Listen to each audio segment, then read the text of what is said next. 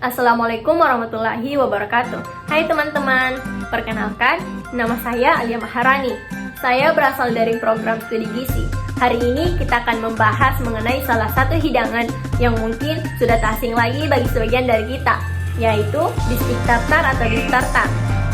Daging sapi mentah yang satu ini memang menggugah selera, tapi tahukah Anda bahwa ada yang lebih dari sekedar rasa yang perlu dipahami sebelum mencicipinya? Bistik tartar yang kerap dijadikan hidangan istimewa di restoran mengandung banyak manfaat, tetapi juga mengandung banyak tantangan, terutama terkait masalah keamanan pangan.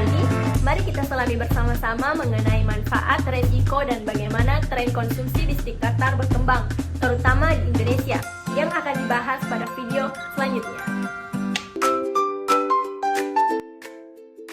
Bistik tartar adalah hidangan daging sapi mentah yang dipotong atau dicincang halus dan biasanya disajikan dengan bumbu seperti bawang merah, mustard, dan kuning telur mentah. Daging sapi yang digunakan harus berasal dari sumber yang terpercaya untuk menghindari potensi kontaminasi bakteri.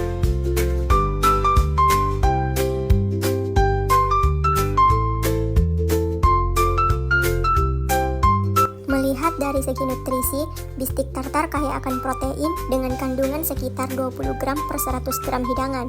Namun, perlu diperhatikan bahwa hidangan ini juga mengandung 20 gram lemak. Dengan 70 mg kolesterol, bistik tartar sangat rendah karbohidrat, menjadikannya pilihan untuk diet tinggi protein. Tetapi harus dikonsumsi dengan hati-hati terkait kandungan lemak jenuh dan kolesterolnya. Tentu saja konsumsi daging mentah membawa resiko tertentu. Bistik tartar berpotensi terkontaminasi oleh bakteri berbahaya seperti Salmonella, Escherichia coli, dan Listeria. Oleh karena itu, sangat penting untuk memastikan bahwa daging yang digunakan berasal dari peternakan yang terjamin dan telah melalui pemeriksaan kesehatan yang ketat.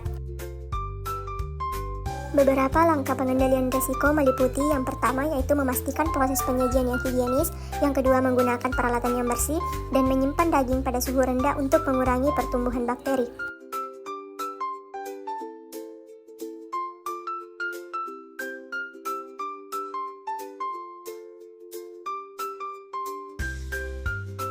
Ini adalah salah satu contoh penyajian bistik tartar.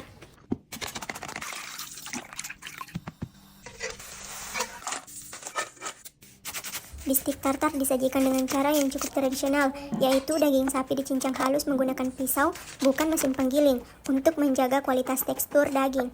Biasanya, hidangan ini disertai dengan telur mentah, bawang merah cincang, caper, mustard, dan rempah lainnya.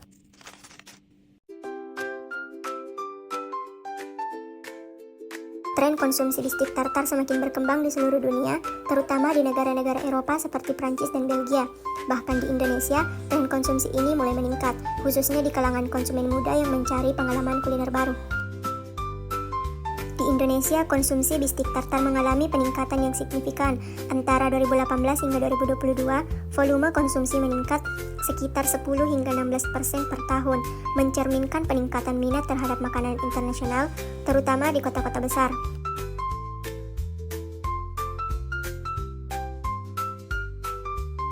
Beberapa faktor yang mempengaruhi tren ini antara lain adalah prevalensi kuliner generasi muda yang lebih terbuka terhadap makanan internasional, kesadaran yang meningkat akan keamanan pangan, serta kualitas daging yang semakin tersedia di restoran-restoran premium. Sebagai kesimpulan, bistik tartar menawarkan manfaat sebagai sumber protein, namun harus dikonsumsi dengan hati-hati karena resiko terkait dengan daging mentah. Dengan peningkatan tren konsumsi global, penting bagi konsumen dan penyedia makanan untuk memastikan kualitas dan keamanan daging yang digunakan. Sebagai penutup, kita tahu bahwa setiap pilihan makanan membawa dampak bagi tubuh kita. Bistik tartar, meski kaya akan manfaat nutrisi, juga memerlukan perhatian lebih, terutama dalam hal keamanan pangan. Saya selaku pemateri berharap informasi yang saya sampaikan hari ini dapat membantu Anda membuat keputusan yang lebih bijak dalam memilih dan mengonsumsi makanan. Ingat, kesehatan Anda adalah prioritas utama bagi tubuh Anda. Terima kasih telah menyimak dan semoga hari Anda selalu dipenuhi dengan pilihan yang sehat dan aman. Sampai jumpa di video selanjutnya. Wassalamualaikum warahmatullahi wabarakatuh.